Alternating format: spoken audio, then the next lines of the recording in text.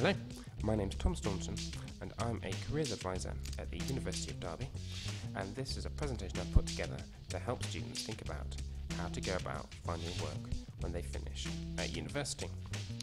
So what is this little red planet we've got in front of us? Well, this red planet I want you to think about as all the jobs or all the potential careers in the entire world. There we go. The problem is it can feel like you've got to choose between all of them. You somehow got to go out there and find out the perfect job out of all the ones that exist, and it just seems a bit overwhelming. Well, I think there's a better way of thinking about it. Rather than just feeling like there's all those massive jobs out there, you actually have your knowledge.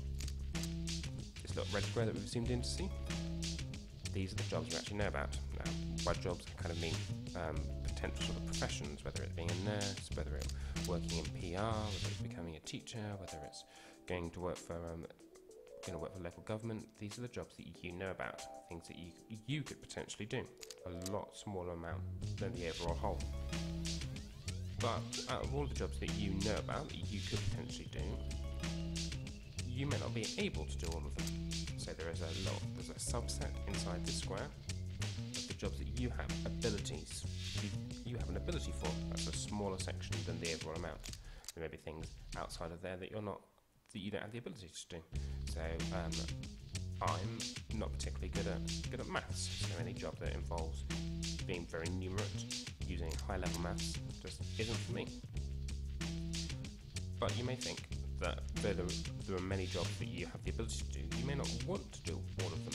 So there is another circle called motivations.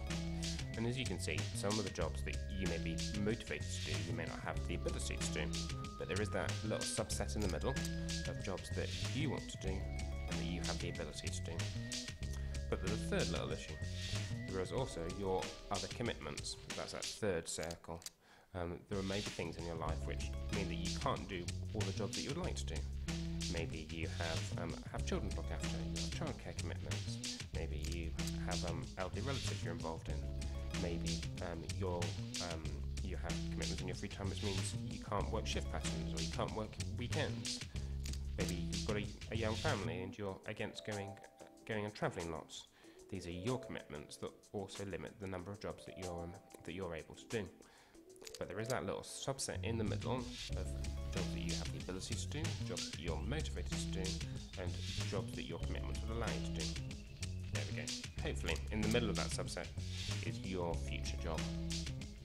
So, the question is, if you're struggling to work out what job to do when you finish your degree, what should you go and do about it?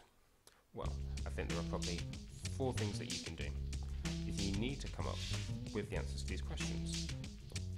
How many jobs do you actually know about?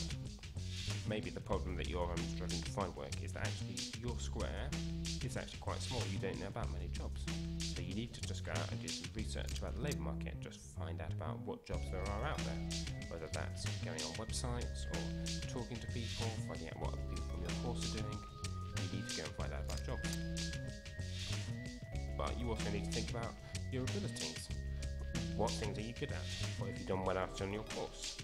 What things have you done well in your free time from previous work experience, from working with charities, from working with societies on campus? What are your abilities? Then you've got to come up with questions for the other things. Your motivations, your other commitments, working out what you enjoy doing, working out what things might limit a potential job. And once you have answers to those 4 questions, you begin to get a feel for out of all the jobs you know, which ones are appropriate for you. And hopefully at the end of that all, you'll have a clear idea about your future job. I hope that's been helpful for you. I hope that gives you a way of thinking about how you might research and find work when you finish.